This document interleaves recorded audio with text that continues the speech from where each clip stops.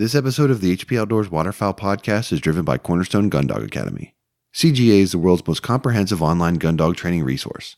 They've got over 160 instructional videos, including everything that you need to take a 7-week-old puppy to a finished gun dog. Visit cornerstonegundogacademy.com to sign up for their free preview module and begin your training journey today. Cornerstone Gun Dog Academy, the most advanced gun dog training resource on the web. You are listening to the HP Outdoors Waterfowl Podcast, episode 137.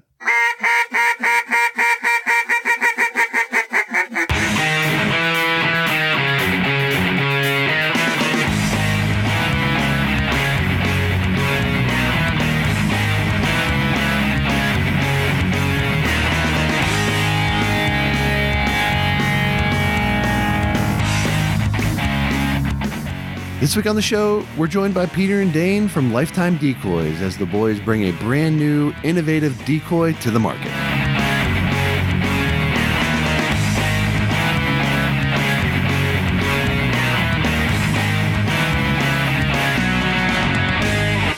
Welcome to the 137th episode of the HP Outdoors Waterfowl Podcast, brought to you by Lifetime Decoys. New for 2019, Lifetime Decoys FlexFloat Mallard decoys set the new standard for quality and durability in waterfowl decoys. An EVA foam, open bottom construction combined with the patent pending dual flow swim keel system allows for more movement with less wind, the ability to sit flat on ice and dirt, and a virtually indestructible design which can be shot or otherwise punctured and still float.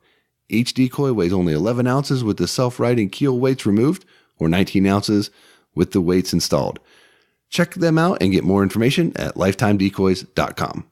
I'm your host, Josh Palm, and we're your on-demand audio source for all things waterfowl and waterfowl hunting.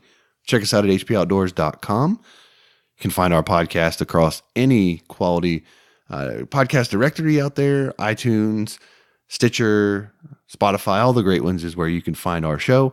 You can also find us on social media, Facebook, Twitter, and Instagram. If you're a Facebook user, you can get on our Facebook listeners group, chat with some like-minded hunters, and also my co-host, Dan Harushka. Dan, what's up? I have to say that after last week's episode, I was feeling pretty depressed, but you know, we already recorded this episode, and I'm sitting here with the decoys next to me, and I'm, kind of moving them around, getting them in my hands, feeling them, bending them, twisting them, and I feel pretty good right now. I think the depression was short-lived, and I got a little excitement, kick in my step again. I'm ready. I'm looking forward to season instead of being depressed like last week. Yeah, I kind of agree. My depression is less this week. Part of that is probably based on our guests and the excitement that I've got for their decoy to come to the market. And, this was cool for us because we got to be involved, sort of behind the scenes and sort of in part of the development and feedback phase, which was neat. And, kind of something that we had, sort of a first thing for us as a group. So that was kind of cool. And I'm fired up to get them on the show to talk about it. And I think I'm excited to see sort of, how everyone responds to the decoy and some of the features that are built into it. And I think it'll be sweet. Yeah, let's run it. Well, before we do that, I do want to take a minute just to thank Gunner Kennels, engineered for your dog, designed for travel, and built for your peace of mind. The G1 kennel has set a new industry standard and put Gunner in a category all its own. Gunner Kennels was started to protect your pet, and it continues to be at the center of everything that they do. Gunner Kennels are dedicated to building the best and safest pet travel crate on the market because man's best friend deserves man's best kennel. Check out their G1 series of kennels and accessories at gunnerkennels.com. Also, thank you to 737 Duck and Goose Calls. Original design, select grade components, superior sound, and unparalleled service. 737 takes exceptional pride in producing the finest quality, best built premium calls in the market today. They're made right here in America and offered only direct to the consumer through their website. Shipping in the U.S. is always free, and international orders are now accepted online. 20-day money-back guarantee and a lifetime warranty accompanies every call purchased. 737 Duck Calls lead the flock.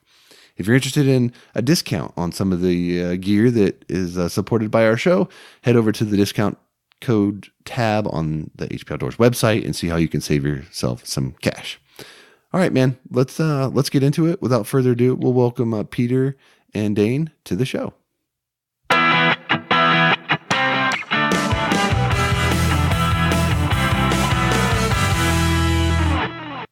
All right, joining us this week on the show is certainly two guys that are no strangers to the program, and Dan, these are two guys that have kind of made our lives a little tough the last couple months. We've been keeping their secret for them as we've been working with them to help them fine tune and develop the new product that we're talking about this week's the new FlexFloat Mallards from Lifetime Decoys. This week with us, we've got Peter Andrews and Dane Webb from Lifetime. Guys, welcome to the show. Thanks for having us. Absolutely. I know it's been hard for us to hold the secret back for the last couple of months as we've had the privilege to get our hands on your decoys a few weeks early and test them and give you guys feedback and all that kind of stuff. I can only imagine how hard it's been for you guys to see this progression and the excitement that's been building. And for the time to finally be here is super exciting for everyone. So why don't you tell us a little bit about sort of the FlexFloat Mallard that you guys have brought to the market and just sort of take us back, take a trip down memory lane with us and explain to us kind of how it all got started and how the process sort of came to lead up to this point where now Lifetime Decoys has a lot of really innovative technology that they're deploying into this decoy that's going to finally get onto the market.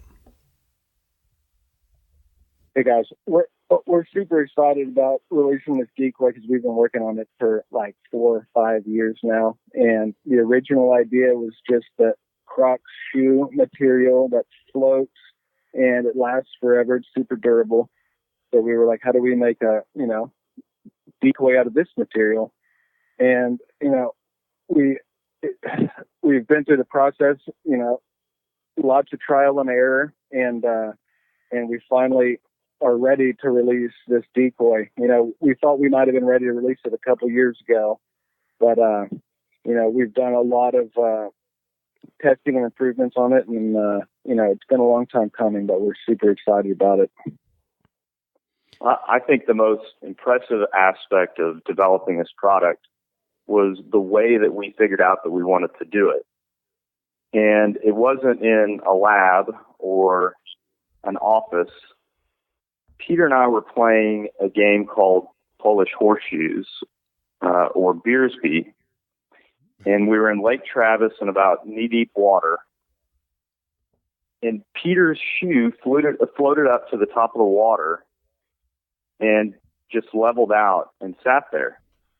And we both looked at each other after many years of talking about, we want to make a decoy, but we want to make it differently. We don't want to just put another plastic decoy on the market.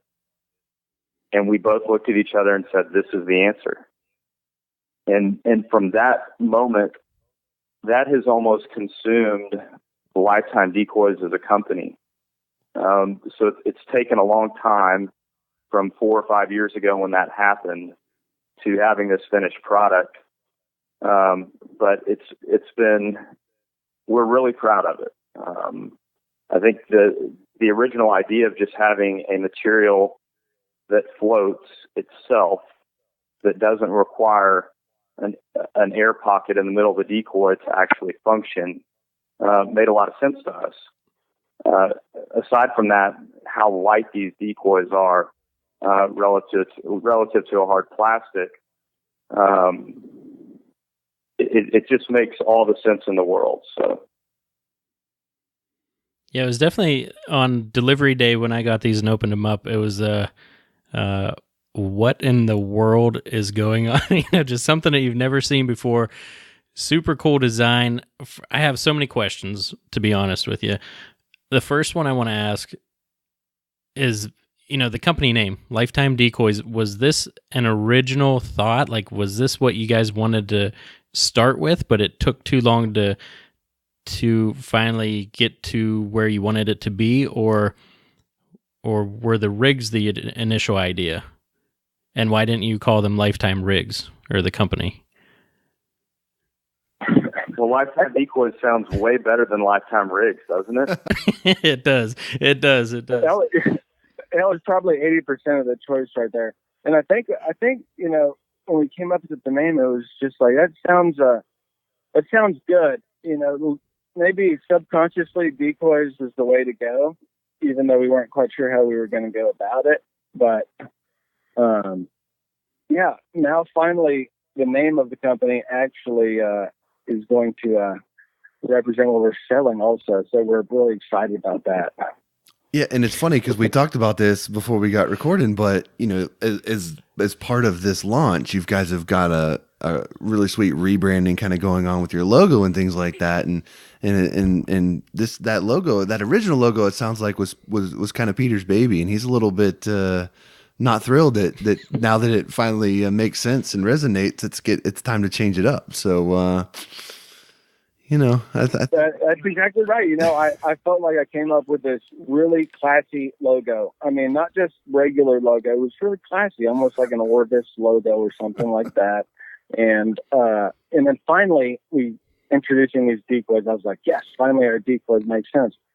And then, you know, so my colleagues come up to me and they say, no, this logo is no good, and it needs to change. And I was, you know, a little hurt about it. I'm not going to lie, but I think a new branding came out pretty good. It kind of opens us up to a little more avenues that we're planning on exploring as well. So, I'm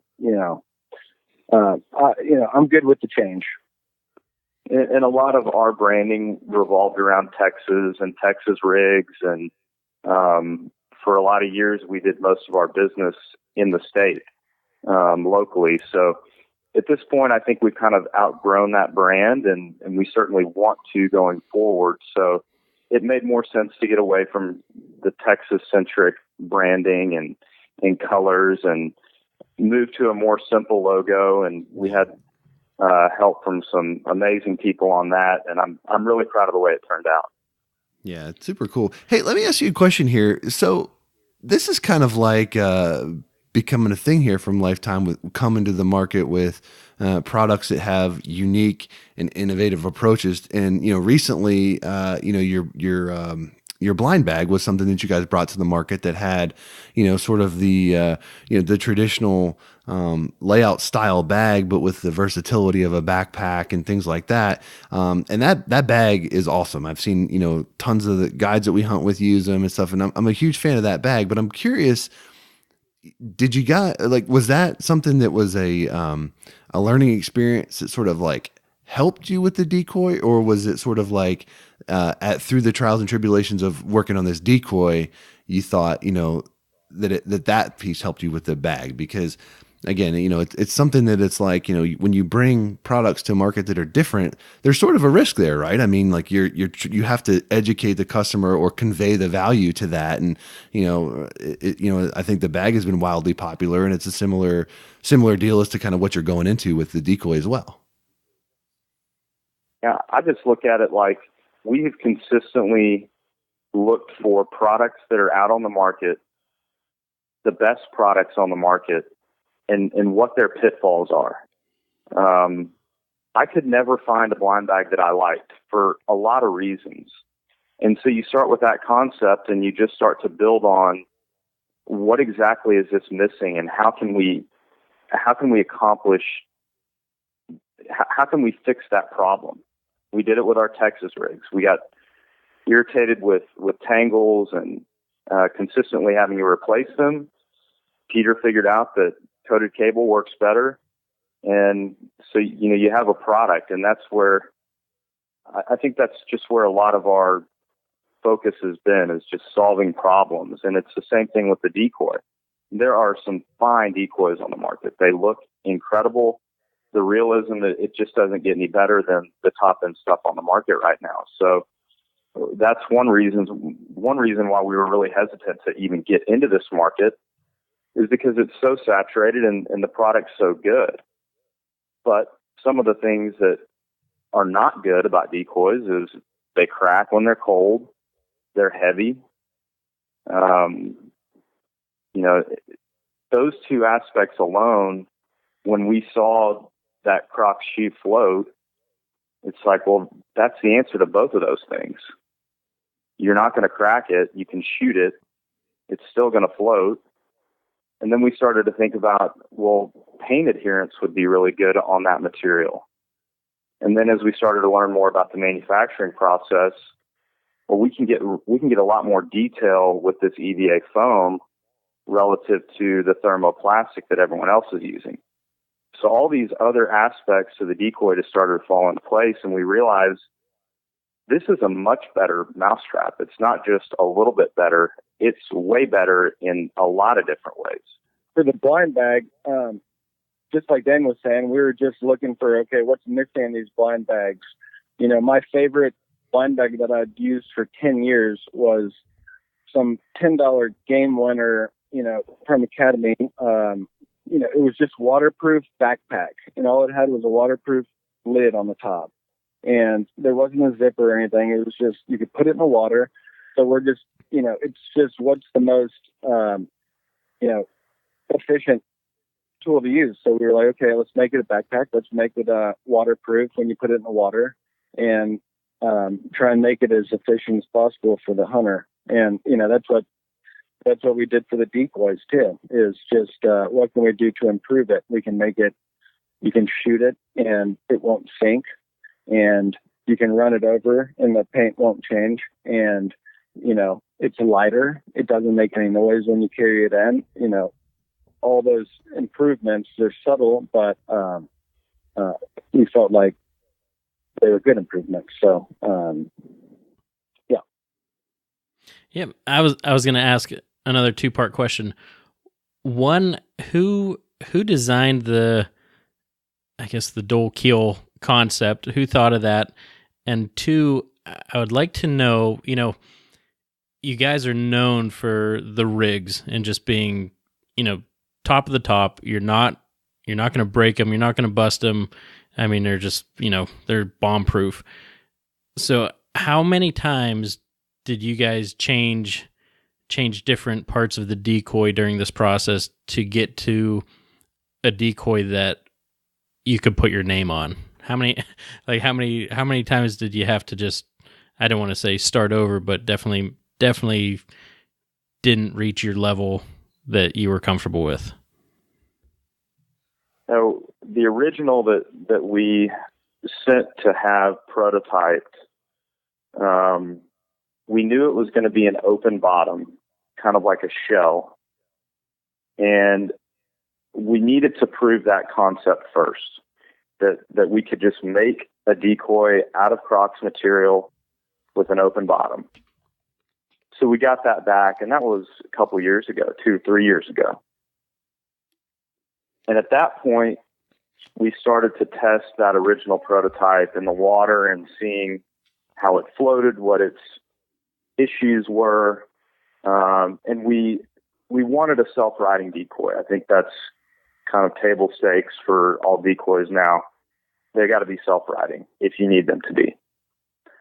So we started to look at keel designs, and with manufacturing limitations, this is, you know, we had several options, and the number of sketches on paper that Peter and I did over a couple year period is, I mean, it's over 500, I would say. But Peter started hacking up shoes and stapling them, securing them to this original prototype, and making this dual keel.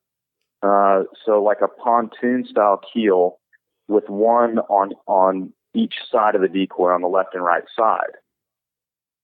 And Adam and I had no idea why he would do this, but he was messing around with it in his pool and found all these benefits, the stability of the decoy in the water relative to a midline keel.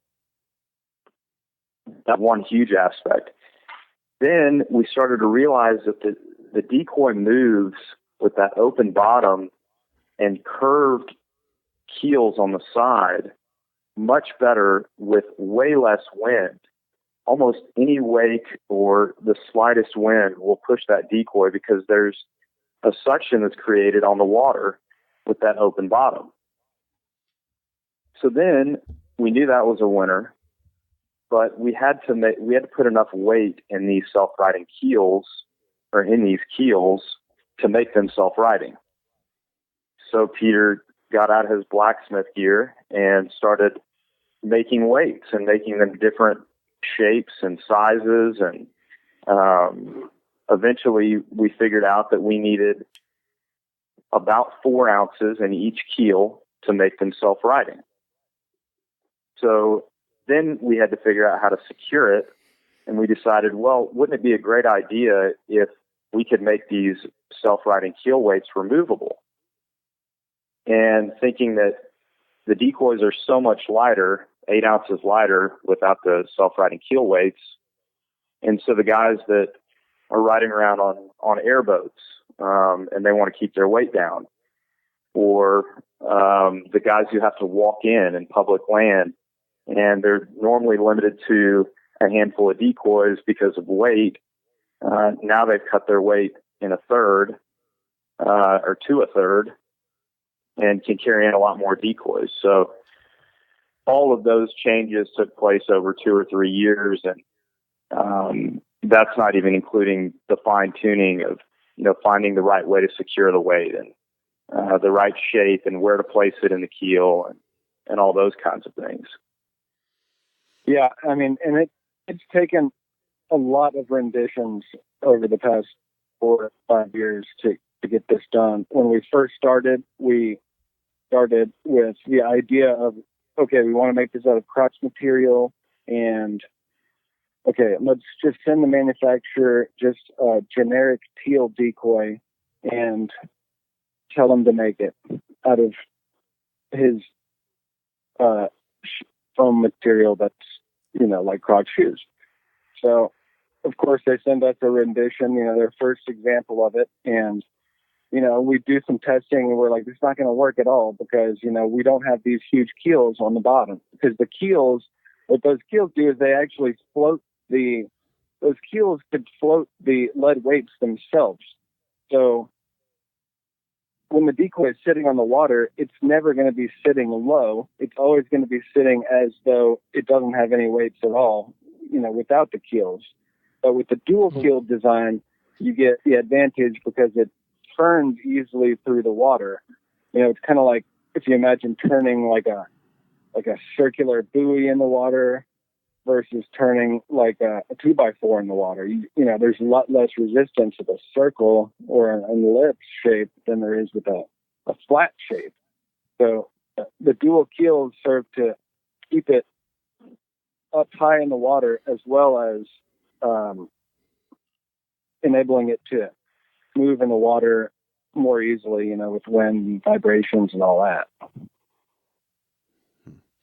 So let's talk a little bit about just sort of, when you talk about you're working with the manufacturer, like talk about some of the challenges. And I think it's just sort of fascinating to think about, like, when you're going into a new product and you're trying to create a vision and you're dealing with, distance and time zone change and travel and all that kind of stuff that goes along with, manufacturing products at a big time level like this. Just sort of share some of the experiences that you guys went through, kind of just trying to get this to a point where, you're able to get a product that you're comfortable with, while maintaining quality standards that you demand and things like that. Just share with us a little bit about that journey in and of itself. Well, I mean, the whole manufacturing process is very difficult because, imagine, you just have to create everything yourself, your own idea. You almost have to get on PowerPoint and draw these things out exactly how you want them to look, total amateur hour. Like, this is my cartoon drawing of how I want it to look. And then the manufacturer will see it and they'll be like, okay, this is a approximation of how it should look, okay. And then you kind of work from there. But every rendition, you realize there might be a little problem and you have to change all these little tiny things. So every little change, though, takes a long time. So it's that's why it just takes so long to come out with something that you're confident is, the best. Is, we could have come out with some 3 years ago, maybe that would have, been okay. But it's just that the back and forth, and nobody, the manufacturer has no idea what you're trying to do. And we kind of have an idea what we're trying to do. But But after you get the samples, and then you test them out, and then you make the changes, and then you get the new samples, and then it's just a back and forth process that takes a long time. But and the worst part for me is the time difference, because you're going back and forth with a massive time difference just based on geography, and you've got the language barrier, and so the most innocuous questions that we have to answer delays us by a full day. And so every back and forth is a day at a time, instead of being able to just, do it yourself or work with someone face to face. And it makes it really difficult. Aside from the fact that you reach out to these manufacturers and you tell them the idea that you have, they're taking a lot of risk in time and effort in this process that they've never done before, and they don't know if we're legitimate or not. So the first products we get are pretty terrible. But as we continue to move along the process and get more serious about it and let them know that, we're not going to stand for anything less than the best quality that you can produce, it's just a lot of back and forth with everything we manufacture. And I think that's what makes us different. So I keep going back to the whole design of the Decoy, but when I think, Peter, you said you kind of drew up cartoon type figures initially to send over and get done, but did you guys start with, did someone do a carving of these decoys? Because the detail on them is incredible. So I'm wondering, is that something that you just kept adding in as you were going along the process, or how did that go about? Well, let me do this, Pete, because I just make sure you give them a call out. The call out? Make sure you give old Lucy a call out. Oh yeah, of course. I wanted to talk about this because the amount of time I spent on the phone is ridiculous. I think it surpassed the time I've spent on the phone with my wife, my whole life. But I called every carver in the United States. When we finally realized, okay, now we know how to make this thing, let's go out and get the best mallard carver in the world, nobody wanted to work with us. And I don't know if it's just the way that carvers are. I like to say they're artists, and they don't want to take direction. They want to do things the way they want to do it, not on a timeline or any of that stuff, and it's not the way that we can work. So we finally got in touch with a guy named Jason Lucio, who is a world-renowned carver. I think he won the Worlds when he was 17 years old for the first time, and he's won it 5 times. And he's been amazing. We've worked with him for more than 2 years through these carvings and the continued carvings that we're making. He fell in love with the idea and worked with us in the ways that we needed this thing to be carved specifically for our manufacturing process, and was able to give us the additional detail that he wasn't used to when it comes to carving more traditional made for market decoys. So he did a fantastic job. I think when people see them, they're going to see how much detail is in each of those birds. And to add on to what Dan was saying, at first, we weren't okay, let's get a master carver to carve us a decoy, and then we're going to go see if we had it made. We sent them the most basic, tiny little keel that we could find, made of plastic, and just said, just make this out of the EVA foam material that we're looking for. And then they send us the rendition of, their version of this, hollow EVA foam decoy. And we were, okay, this is great. It's what we're looking for, and the most incredibly light decoy in the world. It just didn't come with the foam, the dual keels. So it would not keel. It wouldn't keel over on itself. It was more like a flat bottom deal. So we had to, adjust the design again, add the big foam dual keels, which which they float the weights, so they don't pull down the decoy into the water. So the decoy always sits flat on the water, doesn't sit low. So, yeah. So do you have that first decoy like in a display box or anything? Yes, I do. It's actually sitting in my shed, but it's covered in it's like that FlexFloat. The guy who sits on the boat with the Flex Seal. The Flex Seal. The whole bottom is made out of covered in Flex Seal, made out of a door or something. And so I put that on top of the decoy because my intention was to use that for some sort of like model. Didn't work. So it was a trial and error deal, and now the original decoy is still there. It's just sitting in like FlexFloat material. So I want to talk a little bit about, a little deeper on the design elements. And, we were talking a little bit before we started recording about not just the features that are built into the decoy, but the flexibility of those features. And, Peter, we were talking about how the way that, Dan and I hunt here on the East Coast varies so differently from like what you do.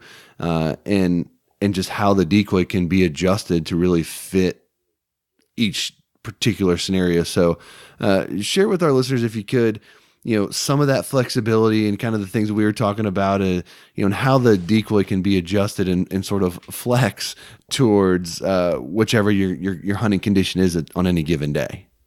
Yeah, it can be. You can take the weights out of it. So it comes with 3.5 ounce weights on each side, at least for the mallards. But you can take the weights out. So if you don't need it to keel over, it's super light. But if you're diver hunting like you guys do, then you'll have the weights in there. They're still, I don't know what it is, 4 or 5 pounds lighter per dozen than the competitors, but you'll leave the weights in there and they'll turn over every time. So, the removable weights is an option.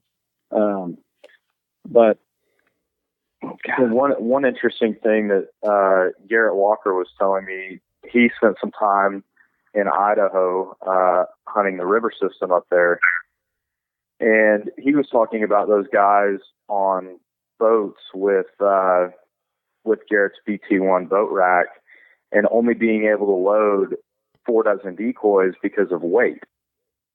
And I'd never thought about that before, but if you got too much weight in the front of the end of the boat, it's not going to ride correctly.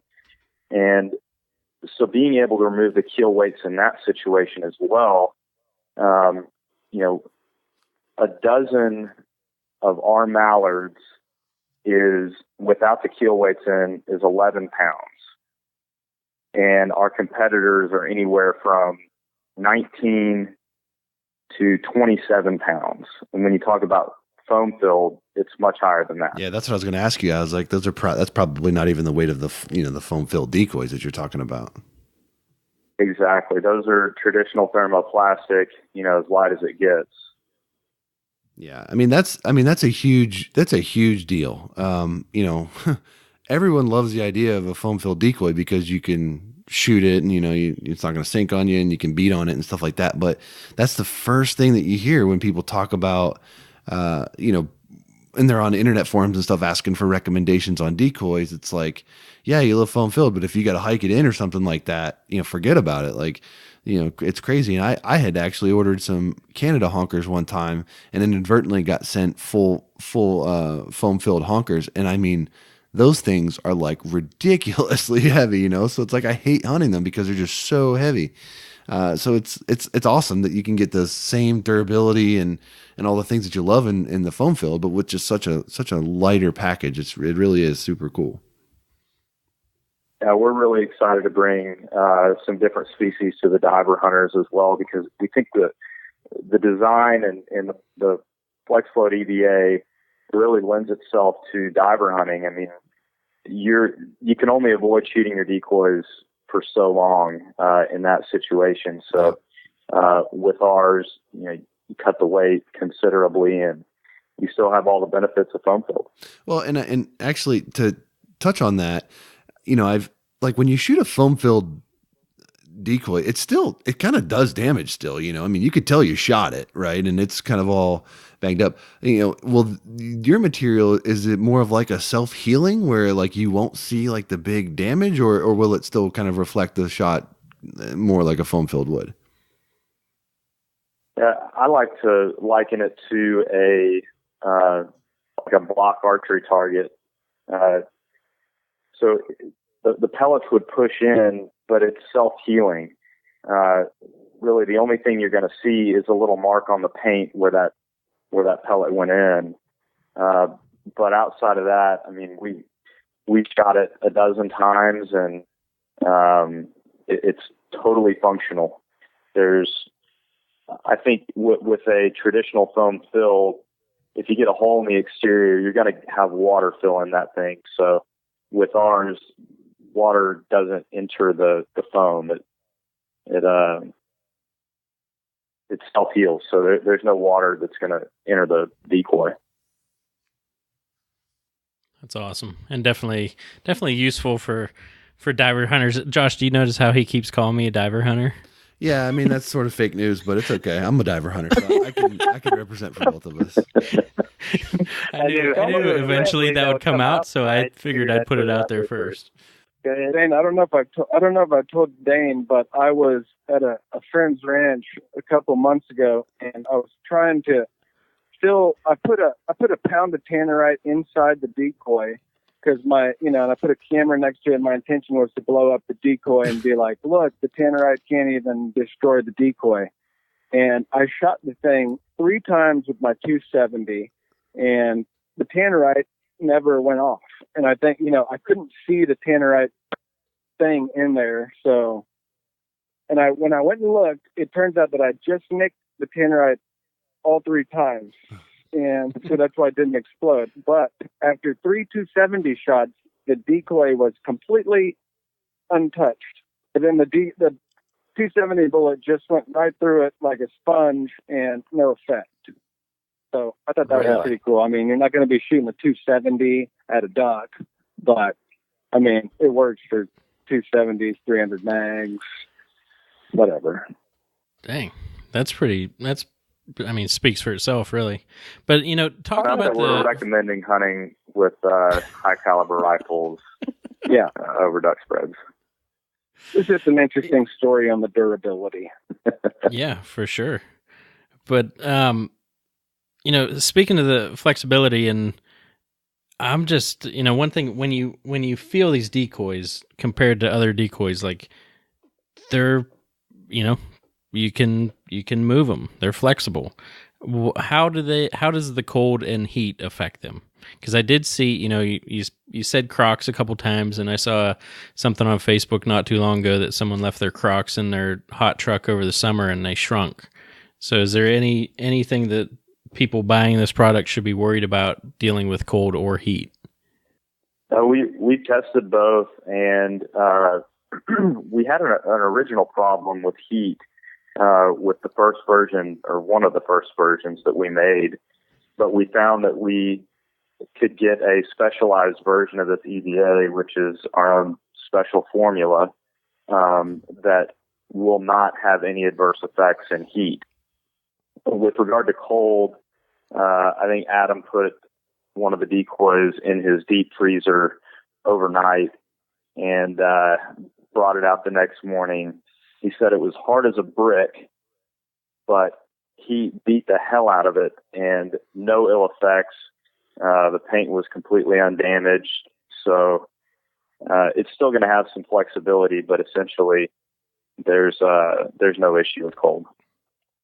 Yeah, the only difference with the cold is that the foam material just becomes more stiff and hard, but it doesn't affect, the paint or the durability or anything like that. It doesn't become brittle or anything. It maintains the same structure. So it works well.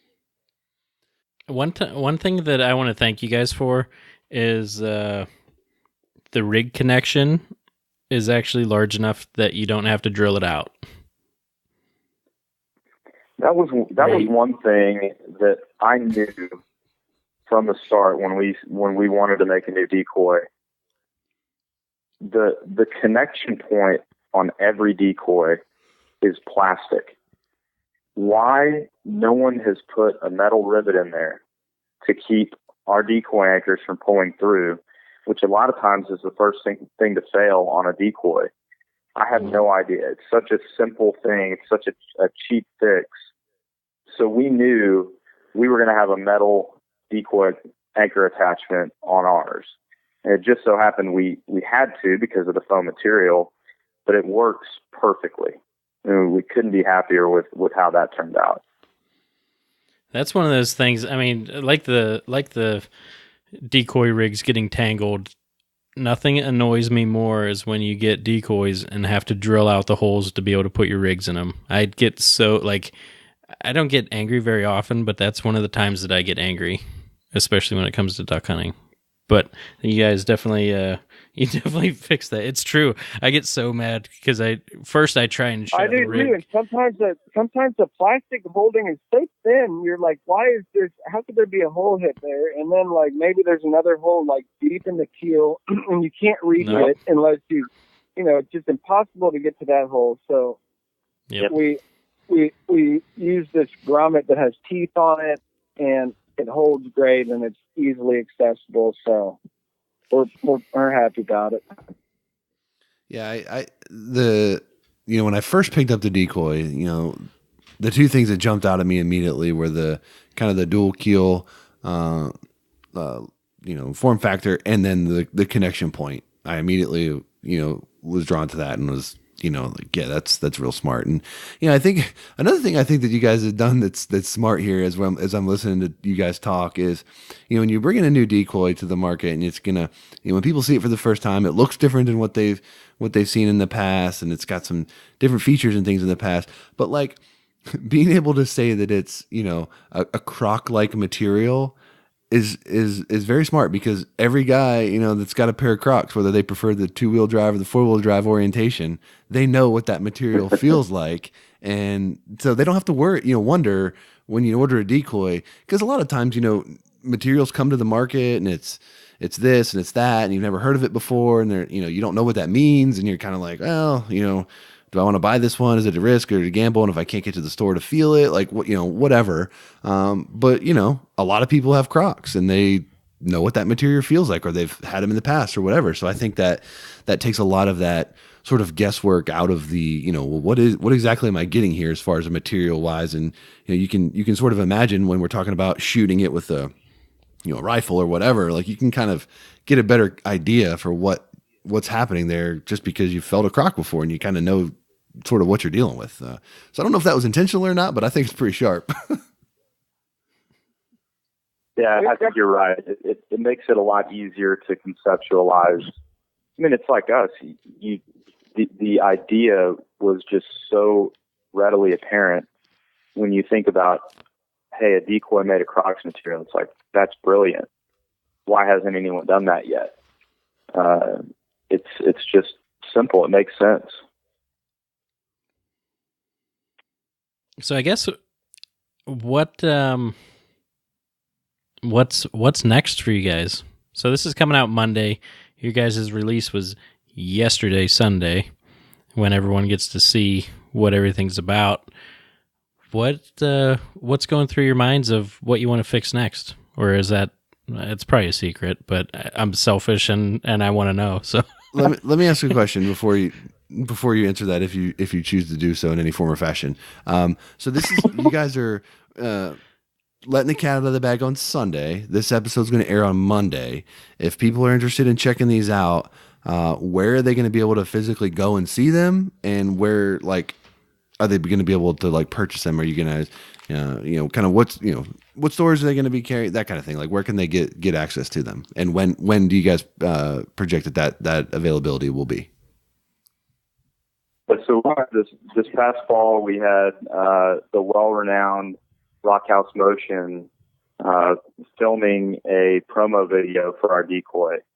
And we knew this was going to be a really important aspect of our launch because it is such a new and interesting looking product.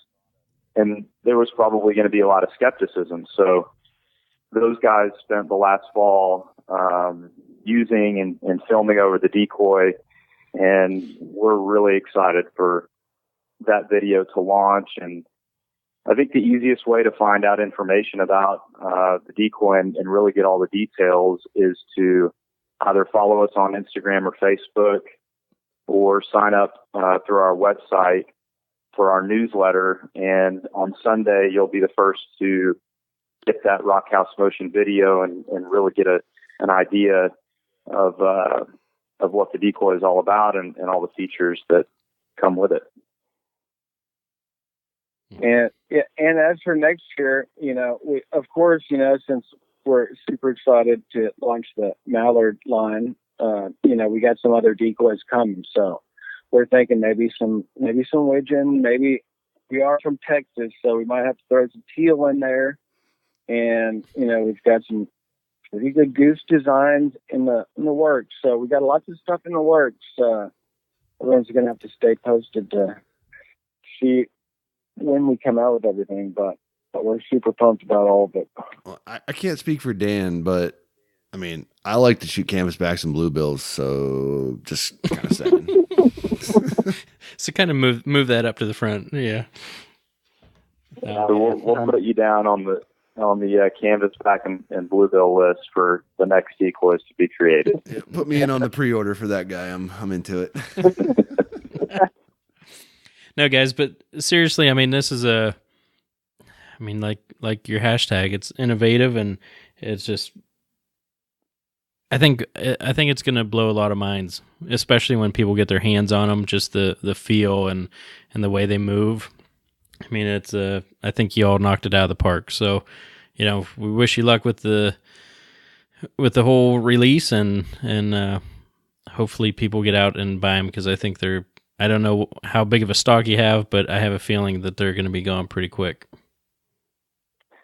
Well, we certainly hope so. They're going to be on the shelves at Bass Pro, Cabela's, Max Prairie Wings, Rogers Sporting Goods, Presley's, and a lot of the other local stores that carry waterfowl gear. So pretty much all around the country. You can find them on our website as well, but I think seeing them in person is really the best way to appreciate how different they are. And so walking into a brick and mortar store and picking them up off the shelves, feeling them without the keel weights, it's pretty remarkable. It is, for sure. And when will they be available for purchase? Should be mid-June to mid-July. All right. Cool. Yeah. I think the first, I think Bass Pro and Cabela's are going to be the first stores to have them available. And then they're going to be on our website, and then they're going to be in all the retailers. But I just wanted to tell you guys, thanks for having us on your show. I mean, it's an honor, and to be on your show the second time is special because I know the decoy rig's one thing, but we're super excited about these decoys. So super happy to be on the show with you guys again. It's an all-around package now. I do admit that I'm kind of sad about the whole logo thing too, Peter. I know it just doesn't feel right anymore. Damn shame, I tell you. I mean, I couldn't override them. They're stubborn. If it was up to me, we'd still have the same logo. There's some anger in that voice. I had actually even modified the logo and included our new keel design, for our actual decoy. I was like, this is perfect. Our new keel design in the logo. This just makes so much sense. And then it all changed. Mm. So I do want to ask one more question of you guys before we let you go, because as excited as you guys are, and rightfully so, to bring this product to market, it was a cool opportunity for us to be involved, in a minor, a small portion of it, to, be able to get the product, early, test it, hunt over it, provide feedback, all that kind of stuff. And I'm curious as to how your experience was with that, because I know there was a select group of hunters that had had the same opportunity and were providing feedback. And was that something that you guys have done historically with all your products, or is that something that was more of a new effort for the Decoy?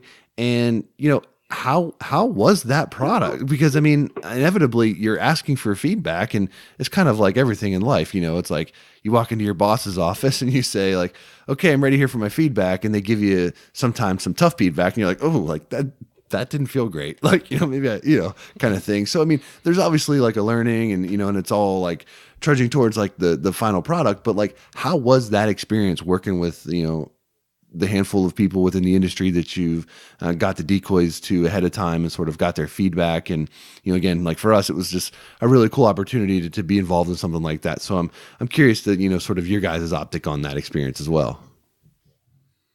We could have launched the Decoy last fall. We had what we saw as a finished product in hand, but it's not our style. We don't like to put something out on the market that could potentially have problems. We care a lot about our name and our brand and our reputation. And so we wanted to put it in the hands of some of the most avid duck hunters in the country, and people that we know would give us honest feedback. And a lot of that feedback was really tough. It was tough to hear because this is our baby, and you don't want to hear negative things about something that you've worked so hard on, but it was necessary. And it brought about a lot of changes that I don't think we would have made without so many great guys giving us that feedback, including y'all. So it was necessary. I think we have a better product for it. I think we have worked out all the kinks. And so, the consumer in the end is going to be able to use the best product that we can put out there instead of something that had flaws. Yeah, it's almost like crowdsourcing. You're just giving your product out to a bunch of different people who collectively are going to have a lot of good ideas. So, like, we got some feedback, let's say on 2 features of the Decoy that we were like, that's a good improvement. And, that might have been our last rendition. So, we thought we had something ready to go, and then we got, some final improvements that we were, suggestions that we were like, okay, that's actually a good idea. And so, it's almost like taking it from what we think was perfect to what everyone thinks is perfect. And, super valuable, and important to utilize all of our pro staffers and all the hunting guides and all those guys who can test it out and, make sure everything is working perfectly. So, I'll give you one other example of a funny product development issue that we had. The original iteration or several iterations down the road, it had that hollow bottom, but the entire body was sealed. And we found that if you submerge the Decoy and water gets inside the body cavity, that the Decoy would sit lower in the water. Or if you completely submerged it and took out that inner air bubble, then it would almost completely sink.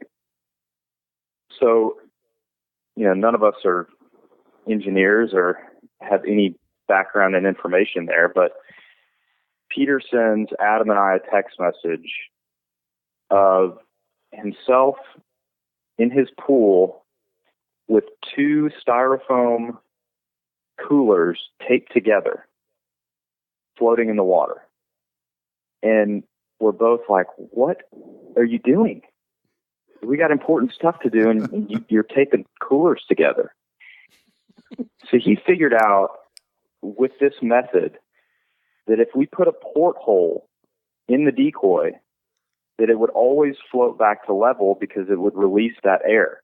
Even if you completely submerge it and take all the air out, it would rise back up to level, and eventually suck that air through the tail where our porthole is and rise back up to level. And Yeah, okay. So the original genius. story was that we got the sample decoy and there was no porthole. And then when we filled the decoy with water, it would just not rise up because there was an air pocket. So I sent them a video of a styrofoam cooler bottom. It wasn't two taped together. It was just one bottom of a styrofoam cooler square. And I filled it with water and I turned it upside down. And I said, see how it will not float up to the top, even though the whole thing's made of styrofoam. That's because there's an air hole in there and it won't let it out. But if you put an air hole in the top of it, it will release all the air. The whole thing will float to the top, no problem. So that's why we made this air hole in the bottom of the decoy. Well, it's actually more in the butthole area, the top butthole area. Where? The butthole. It's in the butthole area, and it's big enough to release all the air pressure as well as drain any water that's in the decoy center quickly. So that was actually, one of the changes that we had to make on the fly. After we got one of the samples, we were like, this is not working properly. Why is this not working? So we just need this air release hole. And it also serves as a water drainage hole. So, it's just stuff like that you don't anticipate, but it just comes up, So on the fly. I don't know between the two of y'all's stories which one is the actual real truth, but in my mind, I see you floating in the swimming pool on like an alligator raft with like a bush light in your hand and just coolers taped together, floating around the pool. Floating in the pool, and you go buy the cooler from the convenience store, right. The styrofoam cooler, the small one, and then you fill it up with water, but you turn it upside down, so it won't rise back to the top because it's full of water. That was me. That's. Did you have your waders on? That's my job. I think you had my waders on. I didn't have my waders on because I didn't want to drown.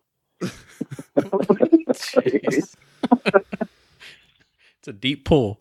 That's what I do on a day-to-day. I go get styrofoam coolers, I put them in the pool, see how they float, and send my results to Dane.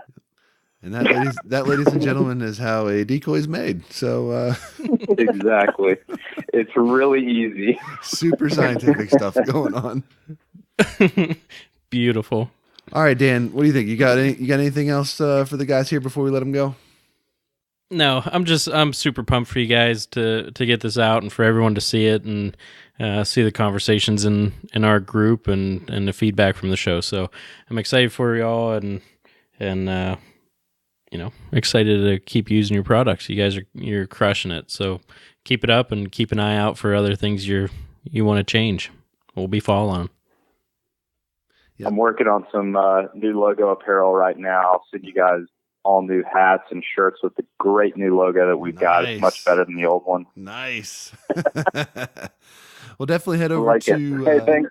head over to Instagram, check out Lifetime Decoys Instagram and Facebook, head over to their website, sign up for their newsletter so that you can make sure you're getting all the new great info pushed out to you first, and check out their video that our friends over at Rock House took care of these guys and got them squared away. So again, guys, congratulations. Super excited to see the decoys on the market, and I'm definitely looking forward to getting out over top of them again this fall. And as I said, you can count my pre-order for the canvasbacks and the bluebills. Thanks, guys. Thanks, guys. Appreciate it.